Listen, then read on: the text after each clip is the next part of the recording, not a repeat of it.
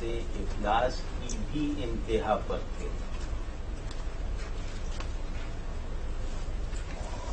ان کی تربیت سے پروان چڑھی اور اس دوران میں ایک دلچسپ واقعہ پیش آیا. ان کے والد صاحب کے پاس بچوں کو کھلانے کے لیے بھی 3-4 دن سے کوئی سامان نہ رہ گیا تھا. تو ان کے ایک دوست نے انہیں پیشکش کی کہ تم مجھ سے کوئی مدد دے دو. تو انہوں نے واضح لفظوں میں انکار کر دیا اور کہا کہ مجھے اس کی ضرورت نہیں ہے، انشاءاللہ سب ٹھیک ہو جائے گا. تو وہ انکار، اگر آپ وہ واقعہ پڑھیں اور اس میں ان کے انکار کا اسلوب دیکھیں تو کم از کم مجھے تو ایسا لگا کہ جیسے انسان کی اخلاقی عظمت، انسان کا جذبہ خودداری اسے مزید ہمبل کس طرح بناتا ہے. یہ خودداری میں ایک گرینجر سا ہوتا ہے جو آدمی سے دعوے کرواتا ہے، سخت گیری سے انکار کرواتا ہے. یہ سب کچھ بھی نہیں، پوری عاجزی اور نیاز مندی اور ممنونیت کے ساتھ انہوں نے کہا کہ نہیں، تم تو ویسے ہی میرے محسن ہو، تم یہ پوچھ کر میرے عظیم محسن بن گئے ہو. لیکن سچی بات یہ ہے کہ مجھے اس مدد کی ضرورت نہیں ہے. میرے پاس انشاءاللہ ایک ذریعہ ہے جس کو استعمال کر کے میں اس تکلیف سے نکل جاؤں گا اور تمہیں بھی اطلاع کر دوں گا. تو انہوں نے گورنر جو بصرے کے تھے اس زمانے میں، وہ بھی ذاکر شاغل اور نیک آدمی. یہ بھلے زمانے تھے کہ جب ریاست کے تمام پرزے پورے کے پورے خراب نہیں ہوئے تھے. ان میں کچھ نمونے نیکی کے ملتے تھے. گورنر بصرہ کا ایک معمول تھا کہ وہ جمعے کی شب کو رسول اللہ صلی اللہ علیہ وسلم کے لیے کچھ معین مقدار میں درود شریف پڑھا کرتے تھے. تو یہ پس منظر تھا. تو رسول اللہ صلی اللہ علیہ وسلم اسماعیل صاحب یعنی رابعہ بصری رحمۃ اللہ علیہ کے والد کے خواب میں آئے اور آ کے فرمایا کہ تم ایسا کرو کہ گورنر کے پاس، امیر بصرہ کے پاس جاؤ اور کہو کہ پچھلے جمعے کو تمہارا درود شریف مجھ تک نہیں پہنچا. اب اس کا ہرجانہ یہ ہے کہ 4000 دینار وہ تمہیں دے دے. تو تم اس سے 4000 دینار لے کر اپنا کام کرو. تو یہ تشریف لے گئے امیر بصرہ کے پاس اور اس سے جا کے اپنا یہ خواب سنایا. اب یہ ایک بہت ہی پرسنل اس کا شغل تھا نا کہ وہ شب جمعہ کو ایک خاص مقدار میں درود شریف پڑھتے تھے. جب انہوں نے یہ خواب سنایا تو ایسا ظاہر ہوا تھا. وہ بہت شرمندہ ہوا، لیکن شرمندگی کے ساتھ ساتھ اسے ایک فخریہ خوشی سی ہوئی کہ رسول اللہ صلی اللہ علیہ وسلم نے مجھے یاد تو رکھا. تو اس نے یہ جو پورا پیغام سن کے کہا کہ ٹھیک ہے، 4000 دینار آپ کی حاضر ہوئے اور 10,000 دینار میں شکرانے کے بانٹ رہا ہوں کہ رسول اللہ صلی اللہ علیہ وسلم نے میرے لیے آپ جیسا قاصد بھیجا. تو یہ واقعہ بیان کرنے کا مطلب یہ ہے کہ وہ خاندانی ماحول تھوڑا سا ہمارے سامنے آ جائے جس ماحول میں رابعہ بصری کی پرورش ہوئی تھی. اس کے بعد ایک واقعہ جو ان کی زندگی میں ایک انقلاب کا سبب بنا، وہ یہ ہوا کہ یہ والدین کے انتقال کے بعد کہیں سفر کے لیے قافلے میں جا رہی تھی. تو اس قافلے پر اس زمانے کی اس زمانے کا ایک چلن تھا کہ قافلوں پر ڈاکو ٹوٹ پڑتے تھے. تو ڈاکوؤں نے وہ قافلہ لوٹ لیا بنگلے والوں کی اکثریت کو غلام اور کنیز بنا کے بازار میں بیچ دیا، تو ان بکنے والے غلاموں اور کنیزوں میں رابعہ بصری صاحبہ بھی تھیں۔ ان کو ایک شخص نے اس زمانے کے رواج کے مطابق جیسے غلاموں کنیزوں کی منڈیاں لگتی تھیں، وہاں سے ایک شخص نے انہیں لے لیا اور ان سے کنیزوں جیسے کام لینے شروع کر دیا، ادھر خرید کنیزوں جیسے۔ تو یہ بہت زیادہ سخت کام کیا کرتی تھیں اس کے گھر میں۔ ایک دن اتفاق ایسا ہوا کہ یہ رات کو اللہ کے حضور میں مناجات کر رہی تھی نفلیں پڑھ کر، اور مناجات یعنی دعاؤں کا خلاصہ یہ تھا کہ اے میرے رب، میں تجھے اپنا محبوب بنا چکی ہوں، میں تیرے آگے موجود رہنا بھول چکی ہوں، میں تیری طرف ایسی یکسوئی کا عزم کر چکی ہوں کہ مجھے تیرے سوا کوئی دکھائی نہ دے، میں تجھ سے ایک ایسا معاملہ کر چکی ہوں کہ مجھے تیرے سوا کسی سے کام نہ پڑے،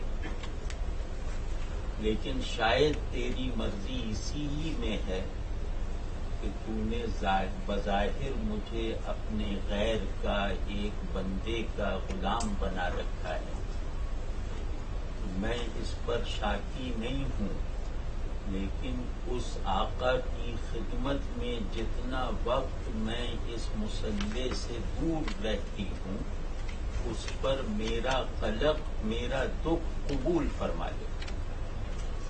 تو یہ وہ مناجات کر رہی تھی آواز سے۔ تو وہ جو ان کا وہ مالک تھا جس نے انہیں کنیز کے طور پہ رکھا ہوا تھا، اسی وجہ سے اس کی آنکھ کھلی اور وہ ٹہلتا ہوا ادھر آیا تو ان کی آواز اور یہ مناجات کے کلمات اس کے کان میں پڑے۔ سچے آدمی کی آواز زلزلے سے کم نہیں ہوتی، آدمی اگر سچا ہو تو اس کا کلام زلزلہ ہے جو اچھی زمین کو بھی ہلا دیتا ہے اور بری زمین کو بھی تہوبالا کر دیتا ہے۔ تو ان کی یہ مناجات اس شخص کے لیے زلزلے کی طرح ثابت ہوئی، اور اس نے مناجات ختم ہونے کا ادب سے انتظار کیا، اور جب یہ خاموش ہوئی تو وہ کمرے میں داخل ہو کر ان کے قدموں میں گر گیا، اور اس نے کہا کہ بیوی مجھے معاف کرنا، میں تمہارا مرتبہ نہیں پہچانتا تھا، اور میں نے تم پر بہت سختیاں اور زیادتیاں اور بے ادبیاں کی ہیں، میں ان سب کی معافی چاہتا ہوں۔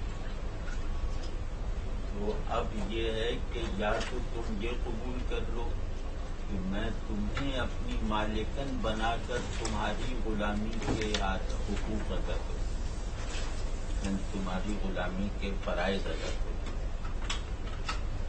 یعنی تم اس گھر میں مالکن بن جاؤ اور میں تمہارا نوکر بن کے زندگی گزاروں۔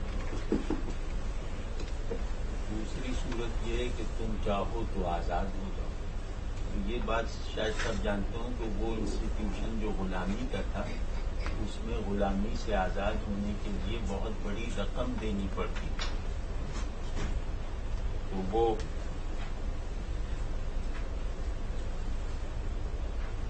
انہوں نے کہا کہ نہیں بھائی، میں تو مطلب یہ کہ مخلوق کا غلام بننا اور مخلوق کا آقا بننا ایک ہی جیسی بات ہے، دونوں میں ذلت ایک جیسی، تو مجھے تو آزادی چاہیے۔ اس نے 10 بستہ ان کو آزاد، اور آزاد ہوتے ہی یہ جیسے لوہے کے اس ٹکڑے کی طرح جس پر عارضی زنگ کو جھاڑ دیا گیا ہو، وہ اپنے مقناطیس کی طرف لپکے. اس لپک، اس کشش، اس رفتار کے ساتھ انہوں نے صحرا کا رخ کر لیا، جو شہر سے ملحق ملا ہوا صحرا تھا، اور وہاں جا کر مکمل خلوت اختیار کی اللہ کی عبادت کے لیے. مطلب اس میں جو ریاضتیں وغیرہ ہیں ان کی تفصیل ہمیں نہیں معلوم، لیکن وہ کئی برس کی خلوت انہوں نے اختیار کی. اس کے بعد اس زمانے کے بعض بڑے صوفی بزرگوں کو ان کے بارے میں پتہ چلا. وہ لوگ ان کی خدمت میں حاضر ہوئے اور کچھ زور دے کر انہیں شہر میں واپس لائے. شہر میں واپس آ کر ان کی حیثیت گویا ایک روحانی ماں جیسی ہو گئی لوگوں کے لیے. پھر ظاہر پھر بہت پبلک لائف بھی ان کی شروع ہوئی. تو یہ ان کی وہ ضروری سوانحی اور بایوگرافیکل معلومات ہیں جس کو جاننا ضروری ہے. اب اس زمانے کا بصرہ آپ دیکھ رہے ہیں نا کہ 2 صدی ہجری ہے. 2 صدی ہجری میں اسلام اپنے تہذیبی آئیڈیلز میں کمزور پڑنے لگا تھا اور ریاستی اسٹرکچر کی تعمیر میں صرف ہوتا جا رہا تھا. تو جب اسلام اپنی ساری قوت ریاست کے ہاتھوں میں دے چکا ہو کوئی دین، تو اس میں پھر اپنے ماننے والوں کے اندر کچھ رجحانات پھیلانے کا دروازہ کھل جاتا ہے. اس میں سب سے بڑی مذہبیت کا جو ایک انداز اس زمانے میں پیدا ہوا وہ یہ تھا کہ اللہ ڈرنے کی چیز ہے. بندگی اطاعت کا نام ہے، اطاعت ہی فرما برداری. بس اللہ حکم دینے کی مشین ہے، بندہ حکم پر چلنے کے لیے ایک روبوٹ ہے. وہ اطاعت اور خوف کا پیراڈائم یہ گویا مذہبی سائیکی کا سینٹرل تھیم بن گیا تھا. جیسا کہ ہم آپ جانتے ہیں اپنے تجربے سے بھی کہ اطاعت کسی کی بھی ہو وہ جبر ہوتی ہے. اگر اللہ سے تعلق صرف اطاعت کا ہو تو یہ تعلق نفس کی ایک قیمتی چیز کے لیے بھی ناگوار ہو جاتا ہے. یعنی انسان تعلق میں اپنی قبولیت چاہتا ہے، انسان تعلق میں اپنائیت کو پیدا کرنے والا قرب چاہتا ہے. تو اس مزاج نے اللہ کے ساتھ تعلق کی فطری، روحانی، اخلاقی اور نفسیاتی ضرورت کی پیدائش کا راستہ روکنا شروع کر دیا تھا. اس ماحول میں رابعہ بصری غالباً سب سے پہلے صوفی آئیڈیل اور ریلیجس آرکیٹائپ کے طور پر ظاہر ہوئی. اس ماحول یہ ہے کہ جہاں اللہ سے تعلق حکم اور فرما برداری تک محدود رکھا جا رہا تھا تاکہ بادشاہ کی اتھارٹی کو اسٹیبلش ہونے کے لیے چند نفسیاتی بنیادیں مل جائیں. تو اس میں رابعہ بصری کا ظہور میرے خیال میں ایک صوفی آئیڈیل کا ظہور تھا. اب میں جو گفتگو کرنا چاہ رہا تھا اس کا آغاز کر رہا ہوں. بعض شخصیتیں اپنے سوانحی اور بایولوجیکل اسٹرکچر سے بلند ہوتی ہیں. یعنی بعض شخصیتوں کو اپنی اہمیت اور بڑائی ثابت کرنے کے لیے خاص قسم کے اقوال، افعال اور واقعات کی ضرورت نہیں ہوتی. یہ وہ شخصیت ہوتی ہے جو آئیڈیل کی طرح موو کرتی ہے. یعنی جو ایک نئے نظام الوجود کی بانی بن جاتی ہیں۔ یہ شخصیتیں تاریخ میں اپنی تعلیمات کے تسلسل کے لیے نہیں اٹھی ہوتی، بلکہ انسان کے لیے وجود کا ایک نیا سانچہ بن کر خود کو ظاہر کرتی ہیں۔ تو رابعہ بصری وہاں پر وجود کا ایک نیا پیٹرن بن کے، بندگی کا ایک تازہ نمونہ بن کے، اللہ سے تعلق کا ایک نیا میتھڈ بن کر ظاہر ہوئی۔ یہ ان کی اصل اہمیت ہے، یعنی جو ان کے بارے میں ہماری تاریخی معلومات کی کمی کو ان کی اپریسیشن کے راستے میں رکاوٹ نہیں بننے دیتا۔ ذرا پانی پیوں۔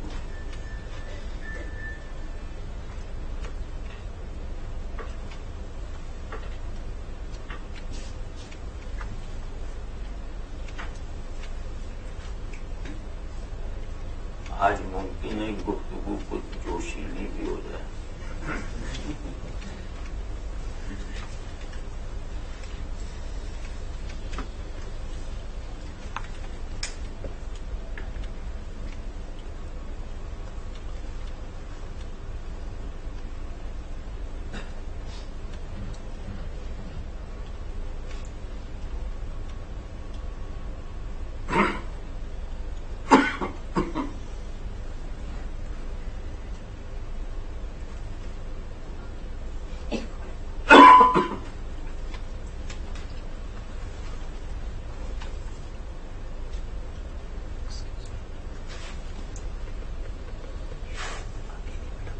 حضرت رابعہ بصری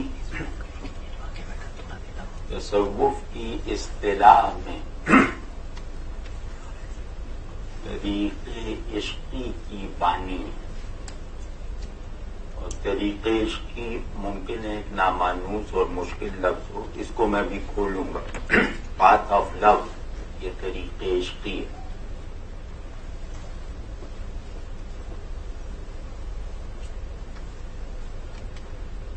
ایک سوال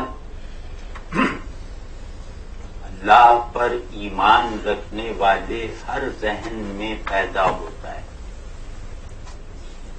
ایک مسئلہ اللہ سے تعلق رکھنے والے ہر بندے کی تقدیر میں لکھا ہوا ہے۔ وہ مسئلہ یہ ہے کہ اللہ کے ساتھ تعلق میں وہ راستہ کون سا ہے جو میرے کل وجود کی تسکین کر دے۔ اس کل وجود کی تسکین کو ایک گروہ اطاعت کے پیراڈائم میں سمجھتا ہے، دوسرا گروہ جو ہے وہ محبت کے دبستان میں دیکھتا ہے۔ جیسے کہ میں نے پیچھے عرض کیا کہ اطاعت کا پیراڈائم مذہبی شعور اور نفسیات پر غالب آنا شروع ہو چکا تھا، تو اس کو کاؤنٹر کرنے کے لیے محبت کا راستہ کھلنے کی جو ضرورت تھی وہ یقینی طور پر بی بی رابعہ بصری کی ذات سے اور ان کی ذات میں کھلا۔ تو میں بی بی رابعہ بصری کے حوالے سے جو باتیں وے آف لو پہ کہنا چاہتا ہوں، وہ کہنے کی مطلب وہ کہنے کا جواز جو ہے ان کی ایک نظم سے پیدا کروں گا۔ تو وہ نظم ذرا سا سن لیجیے تاکہ ہم اس گفتگو کو پھر آگے بڑھائیں۔ نظمیں 3 میں لایا ہوں، تو ایک اس وقت اپنی گفتگو کو آگے بڑھانے یا گفتگو کی بنیاد بنانے کے لیے پڑھ رہا ہوں، باقی 2 آخر میں پڑھوں گا انشاءاللہ۔ یہ ان کی 4 یا 5 نظمیں بس ملتی ہیں، اور ان میں سے بھی 1-2 کے بارے میں لگتا ہے کہ یہ ان کی نہیں ہے، کیونکہ اس میں کچھ اصطلاحات ایسی استعمال کی ہیں جو ان کے بہت بعد پیدا ہوئے۔ بہرحال ہمارے خیال میں جو ان کی نظمیں یقیناً ہیں وہ 3 میں لے کر آیا ہوں. یہ نظم ذرا سنیے گا. نظم کا نثری ترجمہ ہے. محبوب من، میرا محبوب، میری شانتی، اے میرے بھائیوں اور بہنوں، میری تنہائی ہے. شانتی سے بہتر لفظ نہیں تھا جو پیس کے معنی میں. اے میری شانتی، اے میرے بھائیوں اور بہنوں، میری تنہائی. یار یہ ایسی ہے کہ یہ جیسے آدمی کے اندر کی دھند چھٹ جائے اگر اس کو 2-3 مرتبہ صرف زبان سے ادا کر دے اس لائن کہ میری شانتی، میری تنہائی. اور تنہائی بھی کیسی؟ جو خود مجھ سے خالی ہو. تنہائی ہمیشہ ملاوٹ زدہ رہے گی جب تک تنہا رہنے والے کو خود کا شعور ہوگا. اصل تنہائی وہ ہے جس میں آدمی خود سے بھی خالی ہو. یہ پیس وہ ہے. میری شانتی، میری تنہائی ہے. اور اے میرے بھائیوں اور بہنوں کا فریز بیچ میں لا کر کیسی ماسٹری دکھائی ہے. سبحان اللہ کی، کہ میں تم سے ڈٹیچمنٹ، تم سے نفرت اور عداوت کی بنیاد پہ نہیں اختیار کر رہی. تم میرے لیے پسندیدہ ہو، میرے پیارے ہو، مجھ سے چند مضبوط اور اٹل نسبتوں کے ساتھ جڑے ہوئے ہو. تو میری شخصیت کا یہ حصہ تم سے ٹوٹا ہوا نہیں ہے، لیکن میری تنہائی میری شخصیت کا انکار کر کے مجھے وجود کی ایک ایسی فضا میں لے جاتی ہے جہاں تمہاری نفرت اور محبت دونوں غیر حاضر ہیں. یعنی پیس کہتے کسے ہیں؟ کہ محبت اور نفرت کی کشاکش سے پاک ہونا. جہاں محبت اور نفرت میں تصادم ہوگا وہاں پیس نہیں ہوگا. یعنی میری محبت مجھ پر کچھ نفرتیں واجب کرتی ہے، میری نفرت مجھ سے کچھ محبتوں کا تقاضا کرتی ہے. تو یہ دونوں جو ہیں یہ پیس یعنی سکون اور اطمینان کی دشمن ہے. اور پھر سب سے بڑا دشمن میں خود ہوں. جب تک میں خود پر مسلط ہوں اس سے بڑا عذاب کیا ہوگا؟ یعنی میں ایک بایولوجیکل ایگو کا قیدی بن کر اپنے لیے اپنا تعارف بن جاؤں اور خود پہ مسلط ہو جاؤں، اس سے بڑی بے اطمینانی اور بے سکونی کوئی ہو سکتی ہے؟ تو میری شانتی میری تنہائی ہے اور میرا محبوب ہمیشہ میرے ساتھ ہے. وہ تنہائی جہاں محبوب ہمیشہ میرے ساتھ ہے میرے بغیر. محبوب کہنا اس شخص کو جائز نہیں ہے جو محبوب کی محبت کو اپنی شخصیت سے آزاد ہو کر کنٹین نہ کرتا ہو. اور میرا محبوب ہمیشہ میرے ساتھ ہے یعنی تنہائی وہ ہے جو محبوب کو ساتھ رکھنے کا ظرف ہے، وہی میری شانتی ہے. میں پا نہیں سکتی اس کی محبت کا کوئی بدل. پانی میں یا کیا کہنے، میں پا نہیں سکتی اس کی محبت کا کوئی بدل. اس کا کیا مطلب ہوا؟ اس کا مطلب یہ نہیں ہے کہ میں اس جیسی کوئی ایسی محبت مجھے مل جائے جو اس کی محبت کی طرح ہو یا اس کی محبت پر غالب آ جائے. نہیں، یہ اس سے نہیں ناممکن کہہ رہی. یہ کہہ رہی ہیں کہ میرا دوسرا محبوب ہو ہی نہیں سکتا. نظریہ بدل لیا، فائدہ ہو سکتا ہے، نقصان بھی ہو سکتا ہے. تصور تبدیل کر لیا، فائدہ بھی ہو سکتا ہے، نقصان بھی ہو سکتا ہے. محبوب بدل لیا، مطلب اس سے بڑی مصیبت کبھی آ سکتی ہے کسی فرد یا کسی قوم پہ تو اس کا محبوب بدل جائے.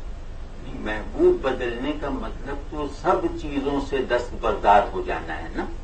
تو کہہ رہے ہیں کہ میں محبوب نہیں بدل سکتی. آپ دیکھ رہے ہیں کہ جس زمانے میں یہ کہہ رہی ہیں اس زمانے میں محبوب بدلنے کی مشق کی جا رہی تھی، جو ہمارے دور تک آتے آتے مکمل ہو گئی، کامیاب ہو گئی. کہہ رہی ہیں کہ میں تمہاری طرح محبوب بدلنے کی مشق نہیں کر سکتی، نہ راحت مجھ سے محبوب کو بدلوا سکتی ہے، نہ تکلیف مجھ سے محبوب کو تبدیل کروا سکتی ہے. فانی لوگوں اور عارضی چیزوں میں اس کا عشق میرا امتحان ہے. امتحان یہاں بہت بامانی لفظ ہے. امتحان سمپل ٹیسٹ نہیں ہے. امتحان کا مطلب ہے کہ میرے وجود کے کھرے پن کو ابھارنے کا واحد سورس ہے.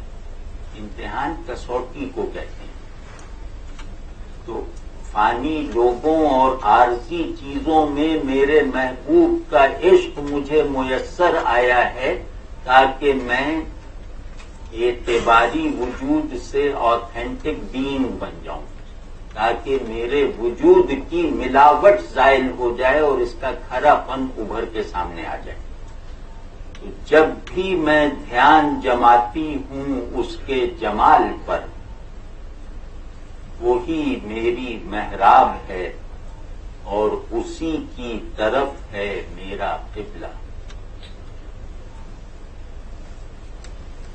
محراب اور قبلے کی عرفانی معنویت یہ ہے کہ تعلق اگر اللہ کے پہلو سے ہو تو سمبل محراب ہے، یعنی اللہ نے پریزنس اپنی عطا فرمائی ہے تو وہ لوکیل آف پریزنس محراب ہے. اور اگر اس حضور کو مجاہدے سے حاصل کرنے کی تگ و دو کی جائے اور اس تگ و دو کے نتیجے میں وہ حضور اللہ عطا فرما دے تو اس حضور کا ظرف قبلہ ہے. سمجھیں نا؟ تو اس کو تصوف کی اصطلاح میں کہتے ہیں جذب اور سلوک. وہ حضور جو ڈیوائن اٹریکشن سے ملتا ہے وہ محراب میں ہے، اور وہ حضور جو مجاہدے اور سلوک سے حاصل ہوتا ہے وہ قبلے کے اس میں. اگر میں وہی میری یعنی کہ میں جذب ہو یا سلوک ہو دونوں کا پھل ایک ہے. یا اللہ جس درخت کو تو نے سیراب کیا ہے وہ بھی، اور جس پودے کو میں نے اگایا ہے، ان دونوں کا پھل ایک. اگر دیکھیں عشق سچا ہو تو محبوب جو بڑی سے بڑی چیز عطا کر دے وہ چیز پہلے سے عاشق کو حاصل ہوتی. عطا کرنے کا عمل اسے ظاہر کرتا ہے، اس کی کسی چیز میں اضافہ نہیں کرتا. عشق محبوب کے وصال سے بڑھتا نہیں ہے. محبوب جب خود کو بھی عطا کر دیتا ہے تو عشق میں کوئی اضافہ نہیں ہوتا. اگر میں مر جاؤں عاشق کی موت دل کے اطمینان اور روح کی سرشاری کو مکمل کرنے سے پہلے، اگر میں مر جاؤں عاشق کی موت دل کے اطمینان اور روح کی سرشاری کو مکمل کرنے سے پہلے، تو افسوس ہے میری دنیاوی پریشانی پر. یعنی کہ دل کا اطمینان اور روح کی سرشاری اس لیے نہیں مکمل ہوئی کہ میں دنیا سے متعلق رہا، اور شرمندگی ہے میرے دکھ پہ کہ یہ خالص نہ رہا. اے روح کے زخموں کو بھر دینے والے، دل اپنی چاہ سے سیراب ہے. یار اس ترجمے پہ تو داد دیجیے، ترجمہ میں نے کیا اس میں یہ چاہ سے سیراب میں رعایت ہے. چاہ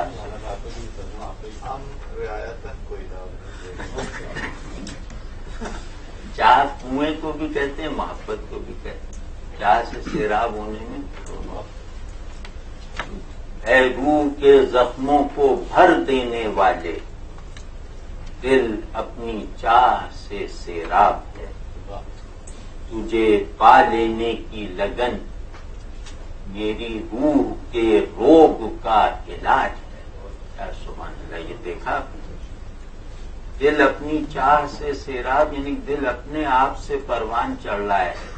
اس کا کیا مطلب ہوا؟ اس کا مطلب یہ ہوا کہ یا اللہ تو جو کچھ دیتا ہے اس کا ذوق تو نے مجھے پہلے سے دے رکھا ہے، اور تجھے پا لینے کی تڑپ ہی تجھے پانے کے بعد وہ حاصل ہونے والے سکون کا پیش خیمہ ہے. یعنی تجھے حاصل کر لینے کے بعد کا سکون اور تجھے پانے کی تڑپ میں مزاجن اور معنی کے لحاظ سے کوئی فرق نہیں. اے میری کبھی ختم نہ ہونے والی سرخوشی، اور اے میری ابدی حیات، تو ہی سوتا ہے میری زندگی کا. سوتا سرچشمہ اوریجن. تو ہی سوتا ہے میری زندگی کا، اور تجھی سے پھوٹی ہے میری سرمستی. میں نے جدا کر لیا ہے خود کو سب مخلوق سے. تیرا وصل، یہ اپنا مینیفیسٹو بتایا، یہ ہے رابعہ بصری کہ میں نے جدا کر لیا ہے خود کو سب مخلوق سے. اس مصرے میں خود بھی شامل ہے. ظاہر مخلوق خود بھی ہے نا، اس کا لحاظ رہے کہ میں نے دوسروں سے تو خود کو جدا کیا ہی کیا ہے، خود سے بھی جدا ہو گئی ہوں. تیرا وصل میری آرزو ہے، یہی منزل ہے میرے شوق کی.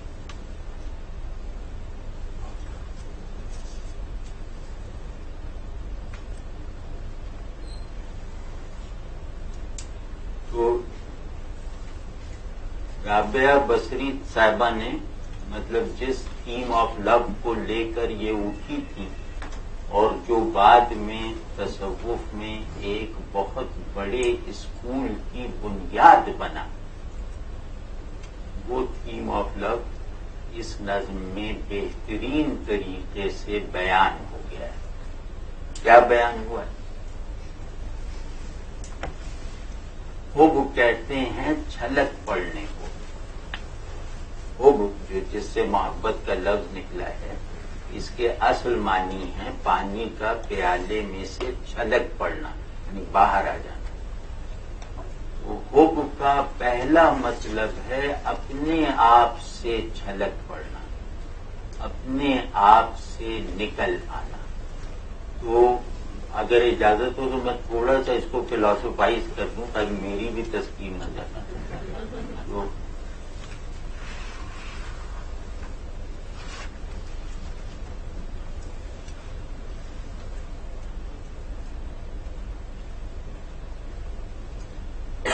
ہمیں اپنے موجود ہونے کے لیے اگر ہم بامعنی انداز میں گہرائی سے موجود ہونا چاہتے ہیں، تو اس مہم میں اس مقصد کو حاصل کرنے کے لیے ہمیں سب سے بڑی ضرورت یہ ہے کہ ہم اپنی ایگو، اپنی پرسنالٹی، اپنی انا کے حدود کو بدلتے رہیں. ہم روزانہ ایک نئی ایگو اور ایک نئی انا کے ساتھ ڈیفائن ہوتے رہیں. یہ محبت ہے جو ایک انا سے چھلانگ لگا کر دوسری انا میں پہنچنے والی مسلسل حرکت. اب آپ رابعہ بصری صاحبہ کی اس نظم سے بھی اور بھی جو ہم پڑھیں گے اس میں بھی آپ یہ دیکھیں گے کہ ان کے یہاں اپنا شعور، یعنی میری، میرا، اس طرح کے الفاظ کا استعمال ہر سطح پر بہت زیادہ ہے. یہ جو میری اور میرا ہے، یہ گویا انسان کا ایگو سینٹر بدلتے رہنے کا ایک مسلسل عمل ہے جو اپنی نظم کی ہر لائن میں اس حرکت کو موجود رہتے ہوئے یہ دکھا دیتی ہیں. وہ ہم کھولیں گے انشاءاللہ جب اگلی 2 نظمیں پڑھیں گے. تو رابعہ بصری کا تھوڑا سا شعور مذہبی کی روایت میں بھی ایک بہت بڑا کارنامہ یہ ہے کہ انہوں نے انسان اور خدا سے تعلق میں ترقی کا ایک نیا عملی اصول دریافت اور اپلائی کر کے دکھایا. وہ نیا اصول کیا تھا کہ خود میں محدود رہے بغیر اپنی تعمیر کرتے چلے جاؤ. یہ وہ پہلا اصول ہے جس کو میں نے عرض کیا کہ وہ انائیں بدلتے رہنے کا عمل. اور دوسرا اصول کیا ہے؟ دوسرا اصول یہ ہے کہ اللہ سے تعلق، مطلب ہم ٹھیٹ لفظوں میں اب کہیں کہ اللہ سے تعلق کا اصل سینٹر، اللہ سے تعلق کا اصل ہدف اس کا احساس میں بدل جانا ہے. اس کو میں ذرا بھی کھولتا ہوں. یہ رابعہ بصری کا دوسرا بڑا کارنامہ ہے کہ انہوں نے اللہ کے ساتھ تعلق کے لیے فطری طور پر درکار احساسات اور کیفیات جنریٹ کر کے دکھا دی. مطلب اللہ سے تعلق کی انشاءاللہ اتنی اہمیت تو ہوگی کہ ان کا یہ کارنامہ بہت بڑا معلوم ہوگا.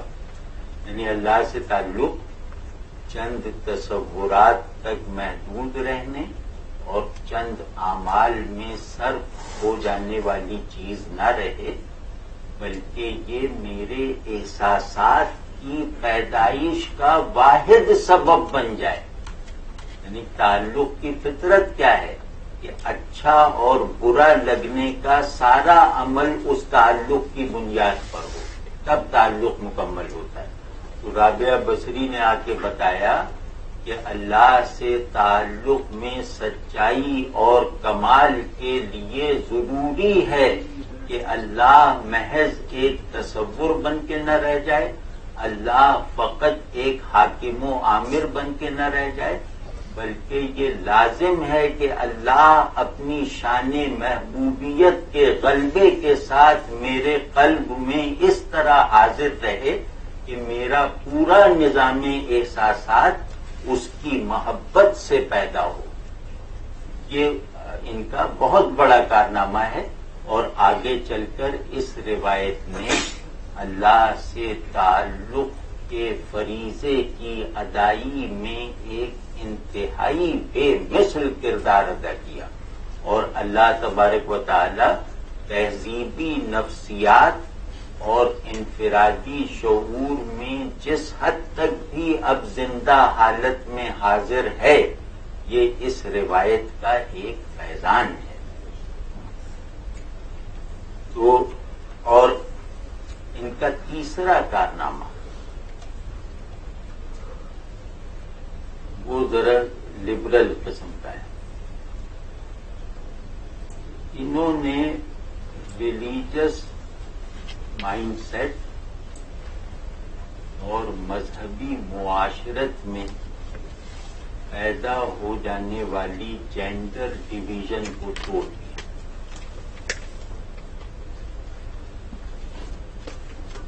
مذہبی ذہن اور مذہبی معاشرت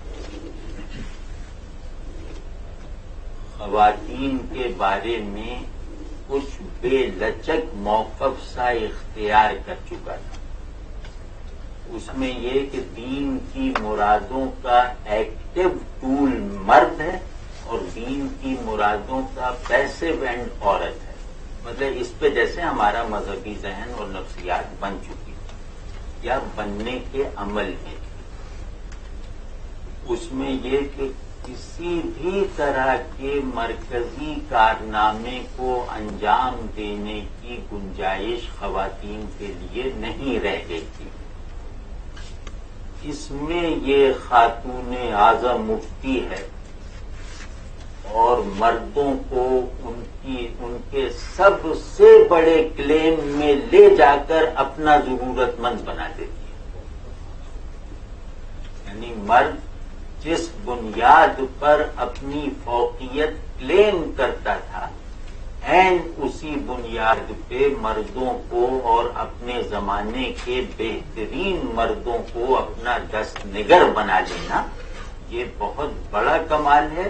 اور اس کمال کا معاشرتی نتیجہ اور نفسیاتی رزلٹ یہ نکلا کہ مسلم سوسائٹی جو ہے وہ جینڈر کے اس غیر متصادم تصادم سے محفوظ رہی جو دیگر مذہبی معاشرے جن میں مبتلا رہے ہیں. یعنی یہ رابعہ بصری ایسی خواتین کا ایک بہت بڑا کارنامہ یہ ہے کہ انہوں نے تہذیب کو وہ جینڈر ہارمونی فراہم کر دی جس ہارمونی کو عمل میں لائے بغیر، ایک قدر کے طور پر برپا کیے بغیر کوئی تہذیب انسانی تہذیب کے نام سے زیادہ دیر موجود نہیں رہ سکتی. تو انہوں نے یہ ایک انتہائی بڑا تہذیبی کارنامہ یہ بھی کیا کہ اس روایت کی پیدائش کا ایک مضبوط ذریعہ بنی جہاں اللہ سے تعلق کی فضیلت میں کوئی صنفی تخصیص نہیں ہے. مطلب ان کی ذات سے یہ معلوم ہو گیا کہ اللہ کا عاشق بننے کی دوڑ میں عورت کے پاؤں باندھے نہیں جا سکتے. ٹھیک ہے جی. تو یہ ہو گیا. اور تیسرا جو اسی سے جڑا ہوا کارنامہ ہے، آپ حضرات نے چینیوں کا تصور پڑھا ہوگا نا، ین اینڈ یانگ. اس میں ایک اصول وہ ہے نسائی ہے اور ایک اصول مردانہ ہے. ین کہتے ہیں کنٹینمنٹ آف ریالٹی اور یانگ کہتے ہیں مطلب ایکسپوجر آف ریالٹی. ٹھیک ہے نا. یہ ایک آسمان ہے جو بارش برساتا ہے، ایک زمین ہے جو اس بارش کو سمیٹ کر زرخیزی کا سبب بنا دیتی ہے. یہ کنٹینمنٹ ہے. رابعہ بصری نے تہذیب کے جن پرنسپل کو اپنی ذات میں مینیفیسٹ کر کے دکھا دیا. ہماری پوری غیر پیغمبرانہ روایت میں، یعنی کہ دوسری صدی ہجری کے بعد سے جو ہماری تاریخ شروع ہوتی ہے، ایک عورت تہذیبی ماڈل بننے کے عمل میں اس درجے کی کامیابی حاصل نہیں کر سکی جیسے رابعہ بصری نے کر کے دکھا دی ہے. یعنی انہوں نے اپنے نسائی اسپریچول ایسنس کو پوری طرح کام میں لا کے دکھا دیا. یعنی انہوں نے اللہ کے حضور کو جذب کرنے کے نسائی اصول کو پوری طرح عمل میں لا کے دکھا دیا. یہ چوتھا کارنامہ ہے. ٹھیک ہے نا. اور پانچواں کارنامہ جس میں وہ مشترک ہیں دوسروں کے ساتھ، دنیا کو دو کوڑی کا بنا کے رکھ. آدمی کے دل میں صرف ایک چیز کی حقارت کا ہونا ضروری ہے. یعنی آدمی کا دل صاف ہونا چاہیے نا، اس میں کسی کے لیے حقارت نہیں ہونی چاہیے. ٹھیک ہے. لیکن ایک حقارت کا ہونا ضروری ہے، وہ ہے دنیا کی حقارت. دنیا کی حقارت تمام نیکیوں، اچھائیوں اور بڑائیوں کی پہلی ضرورت ہے. دنیا کے شکنجے سے نکلنا انسان میں پرواز کی پہلی ضرورت ہے. انسان اس وقت تک اوپر نہیں اٹھ سکتا جب تک اس دلدل میں سے اپنا پاؤں نہ چھڑا لے. تو لیکن کیونکہ یہ دلدل اتنی زیادہ پینٹ کی گئی ہے نا، اس پہ دنیا کے بہترین رنگ استعمال کر کے اس کو پرکشش بنا دیا گیا ہے. تو ان رنگوں کو کھرچ کے اس دلدل کا اصل چہرہ دکھا دینا، یہ صرف مذہبی اور روحانی کارنامہ نہیں ہے، یہ نفسیاتی اور تہذیبی کارنامہ بھی ہے۔ یعنی مجھے آدمی بننے کے لیے اس دلدل سے پاؤں نکال لینے والی قوت بہرحال درکار ہے، چاہے پھر آدمی کافر ہو یا مومن ہو۔ آپ اچھے کافر بھی دنیا کی محبت کے ساتھ نہیں بن سکتے، اچھے مومن بھی دنیا کی محبت کے ساتھ نہیں بن سکتے۔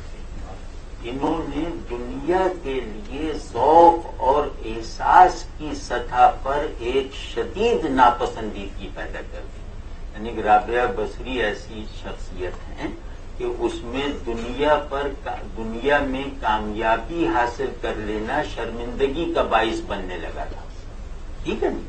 اچھا، اب ان کا پانچواں، یہ ٹکڑوں میں کہہ رہا ہوں کیونکہ ہمارے پاس اس طرح کی تفصیلی معلومات نہیں ہے نا، تو ہمیں بڑائیاں عکس کرنی ہیں۔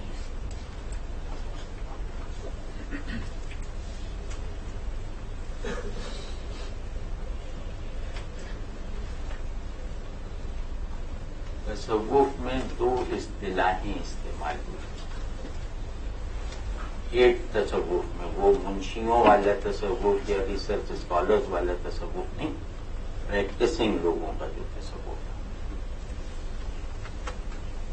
تفرید اور تجرید۔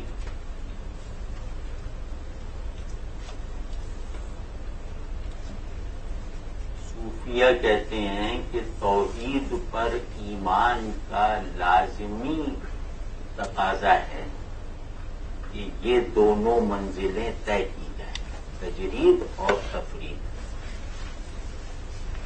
ان دونوں کے بغیر توحید کا کوئی مطلب نہیں ہے۔ تو خیر وہ تو تفصیل کی بات ہے، وہ ہم چھوڑتے ہیں، ویسے میں بتا رہا ہوں۔ تفرید کا مطلب بندے کے لیے، ایک تفرید کا رخ ہے اللہ کی طرف، تجرید کا رخ، تجرید کہتے ہیں پیور ٹرانسینڈنس کو، اور تفرید کہتے ہیں ایبسلیوٹ انڈیویجویشن کو۔ ٹھیک ہے نا؟ یہ تو ظاہر ہے اللہ کی شان نہیں ہے، لیکن بندوں میں یہ ہے کہ آدمی منفرد ہو جائے تو وہ تفرید کے اصول پہ چلا، یعنی آدمی اللہ کے ساتھ موجود ہونا سیکھ گیا تو وہ صاحب تفرید ہے، اور اگر آدمی اللہ کے حضور میں غائب رہنا سیکھ گیا تو وہ صاحب تجرید ہے۔ یعنی تجرید مجھے اللہ کے آگے فنا ہو جانا سکھاتی ہے، تفرید مجھے اللہ کی نسبت کے ساتھ موجود رہنا تعلیم کرتی ہے۔ واضح ہے نا؟ کہ یہ دونوں نمونے اگر عملی حالت میں اپنی کامل ترین صورت میں دیکھنے ہوں تو وہ رابعہ بصری کی شخصیت میں صاف نظر آتا ہے۔ ان کا میں اپنی پوری شدت کے ساتھ برقرار ہے، اور ان کا خدا پر نثار ہو کر معدومیت کی لہر میں بلبلے کی طرح بہتے چلے جانا بھی ان کی اسی شخصیت سے ظاہر ہے۔ آپ سمجھ رہے ہیں نا؟ مطلب یہ دریائے عشق میں بننے والے بلبلے کی بھی حیثیت رکھتی ہیں، اور اس دریا کی تہ میں موجود موتی کا مرتبہ بھی انہی کو حاصل ہے۔ یعنی موتی کہ سمندر اپنی قوت وجود سے اس کی حفاظت کرتا ہے، اور بلبلا جو سمندر اسے اپنے اوپر فنا ہونا سکھاتا ہے۔ ٹھیک ہے نا؟ تو یہ ابھی جو ہم دو نظمیں پڑھیں گے تو اس میں آپ یہ دیکھ لیجیے گا، ایک جگہ تو صاف لفظوں میں کہا بھی ہے کہ تجھ پر فانی تجھ سے باقی۔ تو یہ ان کی چند بہت بڑی خصوصیتیں ہیں، اور اب میں دو نظمیں پڑھ دیتا ہوں، اس کے بعد کچھ سوال جواب اگر کر لیے جائے تو باقی وقت اس میں پورا کر دیں گے، تاکہ پتہ بھی چلے نا کتنا مطلب لوگوں کو وہ۔ ان کی دو نظمیں سن لیجئے، اس میں بیچ میں تھوڑی تھوڑی گفتگو شاید ہو جائے۔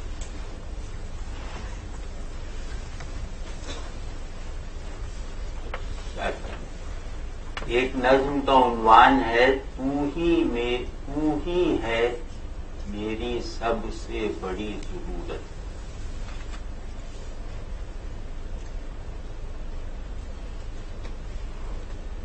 میرے دل میں تیری آس، سب سے کمیاب خزینہ، تیرا نام میری زبان پر سب سے شیریں کلمہ،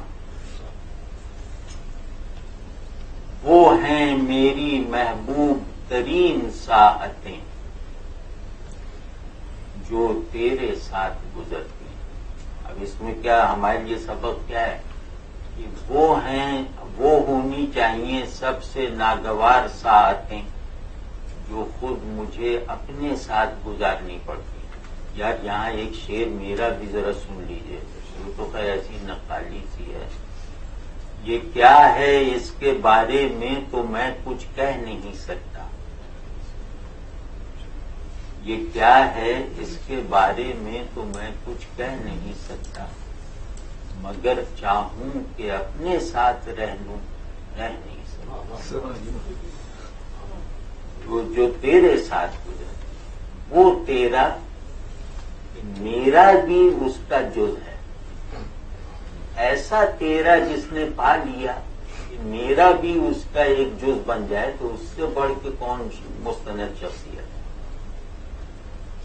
یا اللہ میں رہ نہیں سکتی اس دنیا میں تجھے یاد کیے بغیر، تو کس طرح رہوں گی میں اس دنیا میں تیرا چہرہ دیکھے بغیر۔ یہاں میں تیرے حضور کے بغیر نہیں رہ سکتی تو وہاں تیری دید کے بغیر کیسے رہوں گی۔ میں اجنبی ہوں تیرے ملک میں۔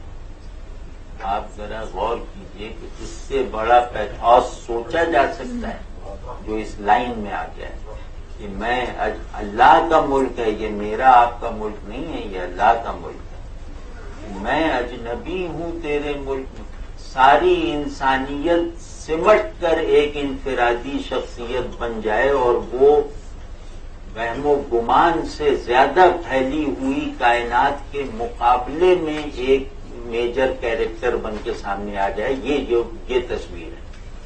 میں اکیلی ہوں تیرے ملک میں اور میں اجنبی ہوں تیرے ملک میں اور اکیلی ہوں تیرے پجاریوں کے درمیان۔ ابھی ہاں اس میں ایک چیز تو رہی گئی، اور اکیلی ہوں تیرے پجاریوں کے درمیان، عبادت گزاروں کے درمیان۔ بس یہی خلاصہ ہے میری شکایت۔ ایک شکوہ آپ نے پڑھا ہوگا نا، ایک شکوہ یہ بس یہ میرے دل میں تیری آس سب سے کمیاب خزینہ ہے، تیرا نام میری زبان پر سب سے شیریں کلمہ ہے، وہ ہیں میری محبوب ترین ساعتیں جو تیرے ساتھ گزرتی ہیں۔ یا اللہ میں رہ نہیں سکتی اس دنیا میں تجھے یاد کیے بغیر، کس طرح رہوں گی اس دنیا میں تیرا چہرہ دیکھے بغیر۔ میں اجنبی ہوں تیرے ملک میں اور اکیلی ہوں تیرے پجاریوں کے درمیان۔ بس یہی خلاصہ ہے میری شکایت۔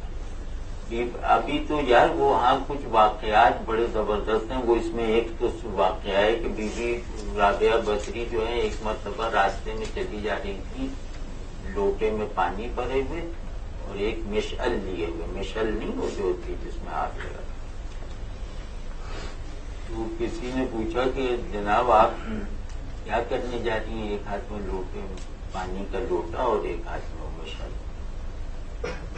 یعنی آج میں نے طے کر لیا ہے کہ میں جہنم کو اس لوٹے کے پانی سے بجھا صرف کر دوں گی اور جنت کو اس مشعل سے آگ لگا دوں، پناہ کروں۔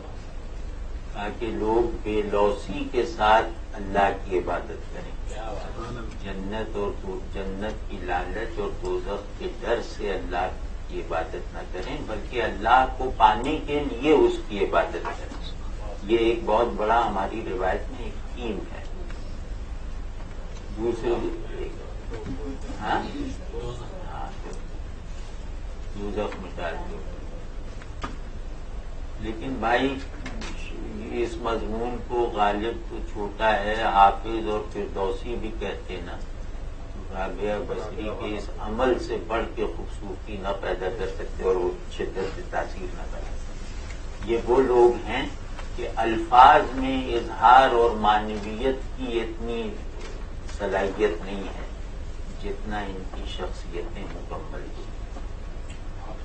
تو یا ایک دعا کرتی تھی باقاعدہ، یا اللہ اگر میں دوزخ کے خوف سے آپ کی عبادت کرتی ہوں تو مجھے دوزخ میں جھونک دینا، یا اللہ اگر میں جنت کی طالب بن کر آپ کے آگے سجدہ کرتی ہوں تو مجھے جنت سے ہمیشہ محروم رکھنا۔ بھائی یہ بہت بڑا رسک ہے، یہ صرف شاعری اور قافیہ بندی نہیں ہے، یہ ان کی دعائیں ہیں جو وہ اللہ سے کرتی تھی، اللہ پر یقین کے ساتھ۔ یہ بہت بڑا، جیسے وہ اقبال کا مصرع ہے نا، وہ جاوید نامی، اقبال کے بہترین مصروں میں یہ شامل ہو سکتا ہے کہ بحرمو از من تماشو بھی خطاست، کہ میں سمندر ہوں، میرا طوفان نہ اٹھانا غلط ہوگا۔ مطلب میں سمندر ہوں، میرا تو کام ہے طوفان اٹھانا، اگر میں طوفان اٹھانے میں معطل رہ جاؤں گا تو میں کہاں کا سمندر ہوں۔ بہت خوبصورت مصرع ہے یہ مصرع، اقبال کا تخیل ہے، رابعہ بصری کا حال ہے۔ یہ مصرع اقبال کہیں گے تو ان کے لیے تعلی ہے، رابعہ بصری کہیں گی تو یہ ان کا انکسار ہوگا۔ یہ شخصیت،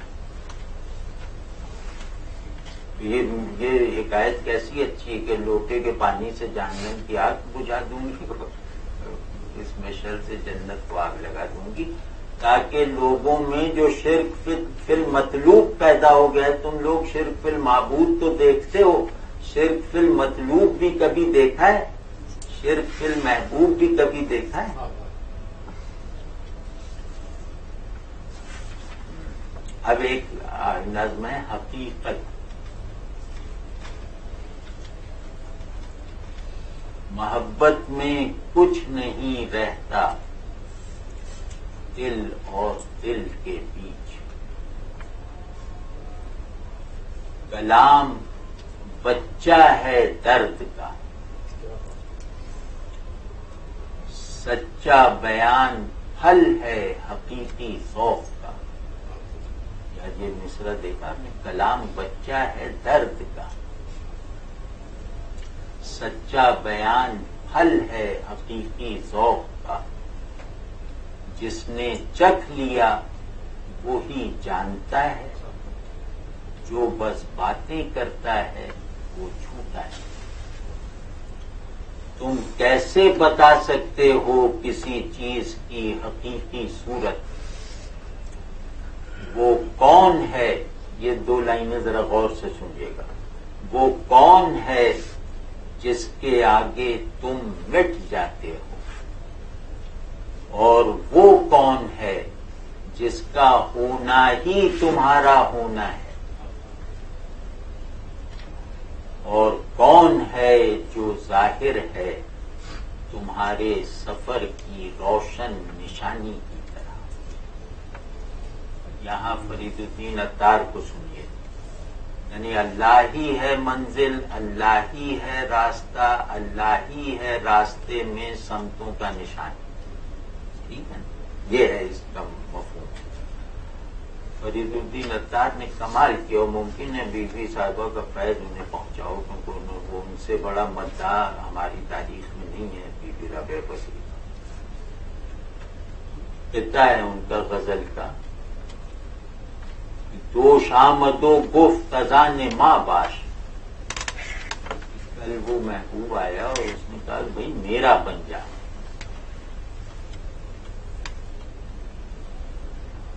از جملے خاص گانے ماں باش، میرے خاص دوستوں میں داخل ہو جا. وہ خاص دوست کیا ہیں، ان کا حال کیا ہے؟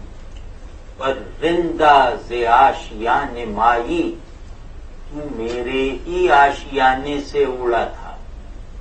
چوئندے آشیان ماں باش، اور اب میرے ہی آشیانے کو ڈھونڈنے والا بن. یہی اس نظم کا وہ اب وہ ایک منٹ اذان ہو گئی.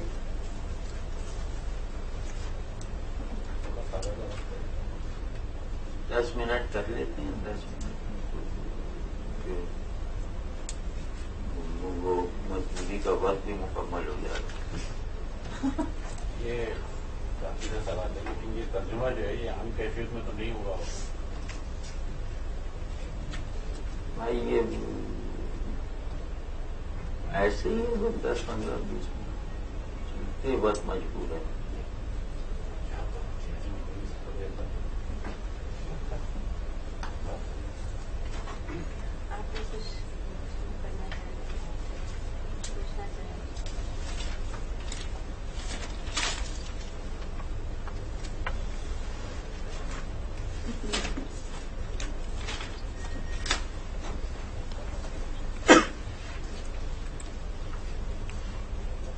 یہ ایکسپلین کر دیں جو دونوں کیفیت ان کے اندر تفرید اور تجریز کو ذرا دوبارہ سمجھائیں کہ دونوں کیفیت ان کے اندر کیسے.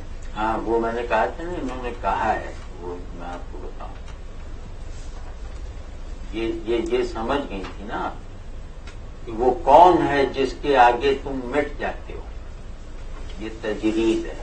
تجرید کہتے ہیں کھرچنے کو، اور اکیلے کھرچ کے بالکل سنگل ایلیمنٹ تک پہنچ جائیں وہ تجرید ہے. اور تم کیسے، وہ کون ہے جس کے آگے تم مٹ جاتے ہو، یعنی تم بتاؤ کہ تم صاحب تجرید ہو بھی محبوب کے آگے مٹتے اور فنا ہوتے ہو نا. ٹھیک ہے نا. اور وہ کون ہے جس کا ہونا ہی تمہارا ہونا ہے، جس کا موجود ہونا ہی تمہارا وجود ہے. یہ تفرید ہے. اور جیسے تجرید کہتے ہیں اپنے آپ کو مٹا دینا، تفرید کہتے ہیں اپنے آپ کو بنا لینا. تو اس طرح کا جو بیسک ڈفرنس اقبال اور غالب میں ہے ان کی پوئٹری میں، یہ ان کے اندر یہ دونوں چیزیں کمبائن ہوئی ہیں. ہاں، یہ جس میں بھی ہوں گی دونوں چیزیں ہوں گی. بیان ہوا لفظ تقلید ہے یا تفرید؟ تفرید، تفرید انفرادی. ہاں فرد والا. جیسے جریدہ بھی اکیلے کو کہتے ہیں اور فرد بھی اکیلے کو کہتے ہیں. لیکن جریدہ وہ ہے جو اپنے آپ سے بھی اکیلا ہو، فرد وہ ہے جو اپنے آپ میں اکیلا ہو، جریدہ وہ ہے جو اپنے آپ سے اکیلا ہو. یہ 1200 سال پہلے یہ حوصلہ تھا معاشرے میں یہ چیزیں سننے. اور بہت ان کو حضرت حسن بصری بہت بڑے آدمی تھے، بہت ہی بڑے امام، وہ ان کو بہت پسند کرتے.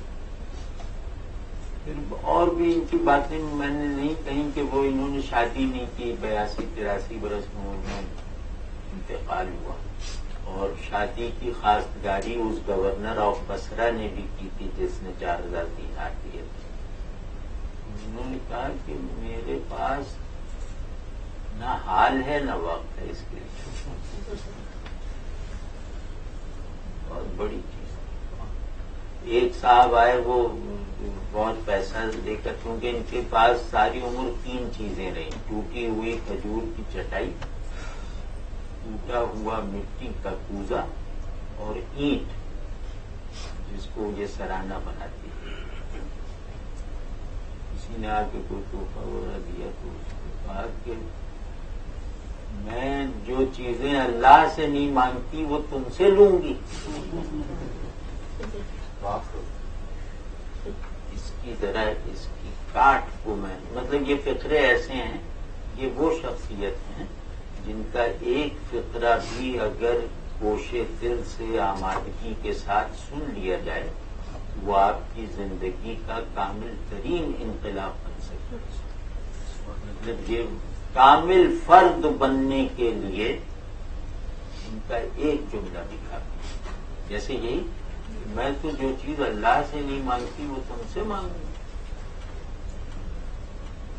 میں یہ کلیریفائی کرنا چاہتی تھی کہ یہ جو آپ کہہ رہے کہ انہوں نے اپنی انڈیویجویلٹی کو، انہوں نے اپنے ایگو کو، اپنی تنہائی میں سے اپنے آپ کو بھی نکال لیا تھا آپ نے کہا، تو انہوں نے اپنی ایگو کو ختم کیا، انہوں نے اپنی انڈیویجویلٹی کو بھی ختم کیا، یا وہ موتی ہیں جس میں ان کی انڈیویجویلٹی قائم ہے؟ یہ مجھے سمجھ نہیں آ رہی. چیزیں کچھ پیراڈاکسز ہوتے ہیں ان کو محسوس کریں. آپ ذرا اس کو محسوس کریں کتنا اچھا لگے گا کہ بلبلا بھی وہی ہے، موتی بھی وہی ہے. اچھا لگے گا نا. اس کا مطلب یہ ہے کہ ایک ایکٹ آف انڈیویجویشن ہو رہا ہے، وہ اس ذات کی طرف ہو رہا ہے جس پر میں خود کو فنا کیے جا رہا ہوں. یعنی میں ایک زور معدومیت کے ساتھ بڑھ رہا ہوں اور میرے ہر قدم پر مجھے ایک نئی موجودیت عطا ہوتی چلی جا رہی ہے. یعنی مجھے موجود ہونے کے قدم ملے ہیں معدوم ہونے کا راستہ طے کرنے کے لیے، یا مجھے معدومیت کا راستہ ملا ہے موجود ہونے کی منزل تک پہنچنے کے لیے. ٹھیک ہے. دیکھیں انفرادیت کسے کہتے ہیں؟ انفرادیت کہتے ہیں گیون سیلف سے نکلنے کے نتیجے کو. وہی وہ صوفی کویسٹ ہے، وہ ہائر سیلف کے ساتھ مل جانا، لوور بایولوجیکل ایگو کو. بس مطلب تفصیل نہ بتائے گا، ہو سکتا ہے صحیح ہو. سر حسن بصری کے یہ واز میں شریک ہوتی تھی، امام حسن بصری کے واز میں یہ ڈریس ہوتی تھی. وہ لوگ بھی اس دن واز نہیں کہتے تھے جس دن یہ غیر حاضر ہو. اور حضرت ابراہیم ادم وہ بھی ان کے یہاں میں سے تھے. خدام میں سے. تو انہوں نے جو یہ فیضان حاصل کیا ہے یہ کیا الگ ہو کر اللہ تعالیٰ سے ڈائریکٹ ہو گیا؟ ان کے وسیلے سے ایک سارے جمع ہو گئے صوفیاء کے ساتھ ایک لائن جیسے بن جاتی ہے نا. جب بن چکی تھی نا اس کے بعد ان کا ان لوگوں سے تعارف ہوا ہے. ان کو جو بننا تھا وہ وہاں بن گئی. You speak like a magician who distracts by pointing the beauty without disclosing what's going on behind the curtain.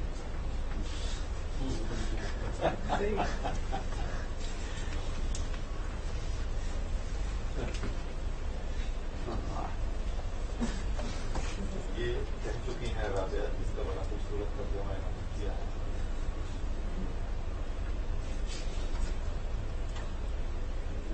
کتنی نظمیں؟ 4-5 سے زیادہ میری ضرورت. کیا ہم کہہ سکتے ہیں کہ انہوں نے path of love rediscover کیا یا انوینٹ کیا؟ نہیں انوینٹ کیسے کر سکتے. تو اس کی پہلے بھی کچھ جھلکیاں پھر موجود ہیں کیا حضور صلی اللہ علیہ وسلم کی یا صحابہ کی لائف میں؟ ہاں کیوں ظاہر ہے کوئی ایسی چیز ہمارے لیے کوئی وقت رکھ سکتی ہے جو وہاں نہ ہو یا جو قرآن میں اپنی اساس نہ رکھے. لیکن یہ کہ قرآن اصول ٹیمپرامنٹلائز ہوتے جاتے ہیں. ٹیمپرامنٹس کے فرق کو اصول کا فرق نہیں سمجھنا چاہیے. اتنی زیادہ سطحی قانونی نظر نہیں اپلائی کرنی چاہیے. ہر اصول اپنے لوگوں میں اپنے ٹیمپرامنٹس کے الگ الگ مظاہر پیدا کر کے ظاہر ہوتا ہے. اس کا ہمیں مارجن رکھنا چاہیے. آپ یہ کہیں گے کہ ریڈیفائن کیا؟ ریڈیفائن نہیں، مطلب یہ کہ دوبارہ جیسے مینیفیسٹ کیا. ہوا میں مسلح کے بعض دفعہ نماز پڑھتی تھی. ہاں آپ نے اس کا ذکر نہیں کیا. وہ بھائی میں نے پہلے ہی کہا تھا جن باتوں مجھے یقین نہیں ہوگا میں اس کا ذکر نہیں کروں. ایسا آپ نے شروع کے آغاز میں فرمایا کہ رابعہ کے بارے میں سوال کی مواد بہت کم ہے اور جو کچھ ملتا ہے وہ تصویروں سے ملتا ہے جو ہم ساتھی ہیں اور ظاہر ہے وہ عقیدت کے مارے ہوئے بہت سارا رنگ و یابس جمع کر دیتے ہیں. تو ہم متعین کیسے کریں گے؟ ہمارے پاس وہ کون سا میزان ہے کہ اس میں سے ہمیں کیا چیز لینی چاہیے اور کیا چیز لینی چاہیے؟ مثلا آج کی ساری گفتگو اس کے منابع وہی صوفی تذکرے ہیں، تو ان میں سے ہم نے کیسے منتخب کیا کہ ہم یہ چیزوں کو ضرور بیان کریں گے یا کیا ہم اس کو اہمیت دیتے ہیں اپنے نقطۂ نظر سے ان چیزوں کو، اور بعض چیزیں جو کہ ہمارے نقطۂ نظر سے اہم نہیں ہیں لہٰذا خود کو دیا میرے سے ایک عمومی اصول طے کر صوفی تذکروں کو نئے سرے سے دیکھا جائے. لیکن یہ تو خود حضرات صوفیہ نے یہ ضرورت پوری کر سکتی وہ، لیکن جو میں نے ابھی جو اپنے لیے مناسب سمجھا وہ یہ کہ حضرت رابعہ کا ٹیکسٹ جو ملے گا اس کو قبول کرنا ہے، ان کے جو اقوال ملیں گے وہ قبول کرنے ہیں، ان کے واقعات میں تھوڑا ہوشیار رہنا ہے. وہی جو ایران نہیں کرنا. ہاں بس اتنا ہے، اور اس سے ان کی شخصیت پہ کوئی فرق نہ پڑتا.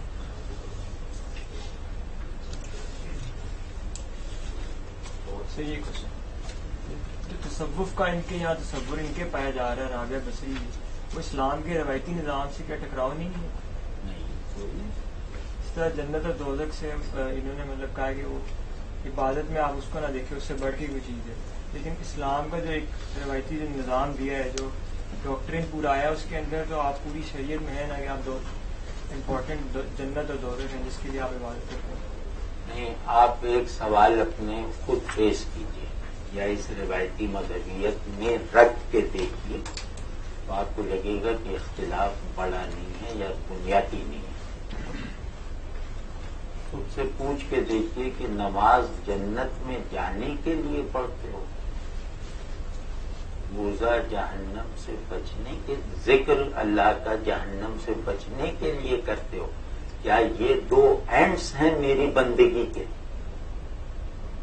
تو آپ کو اس کا کوئی جواب اس کے علاوہ نہیں ملے گا کہ نہیں یہ میری بندگی کے اینڈس نہیں ہیں، بلکہ جنت مجھے اس لیے پسند ہے کہ اس میں اللہ کی خوشنودی ظاہر ہوگی. جہنم سے اس لیے خوف ہوتا ہے کہ وہ اللہ کی ناراضگی کا گھر ہے. تو یہ بات تو فطری ہے نا، فطری باتوں کو بہت زیادہ شواہد کی ضرورت نہیں ہوتی. مطلب آپ خود سوچیں نا کہ وہ آدمی اللہ سے تعلق کا قدردان ہے جو کہتا ہے کہ یا اللہ میری سب سے بڑی ضرورت تو خود آپ ہیں، یا وہ آدمی بندگی کا کامل نمونہ ہے جو کہے کہ میں یا اللہ میری آخری ضرورت جنت میں جانا ہے. ٹھیک ہے نا، اس میں کوئی اختلاف نہیں، یہ کوئی اجنبی اور وحشت ہے. ہاں اگر کوئی یہ کہے کہ میں نعوذ باللہ جنت کی مجھے پرواہ ہی نہیں ہے، میں جنت میں قدم رکھنا بھی پسند نہیں کروں گا، اس کو پکڑا جائے گا یا ان دونوں کا انکار کرتا ہوں. کرے گا. آپ سمجھ رہے نا؟ تو رابعہ بصری جنت دوزخ کی توہین تھوڑی کر رہی ہیں، وہ اللہ سے تعلق کو فطری سچائی کی اصل پر استوار کر رہی ہیں. میں آپ سے کہوں کہ مجھے آپ اچھے لگتے ہیں اس لیے کہ آپ نے گھڑی بہت اچھی باندھی، مجھے آپ سے گھڑی لینی ہے اس لیے میں آپ کا دوست بناؤں، تو آپ کو اچھا لگے گا.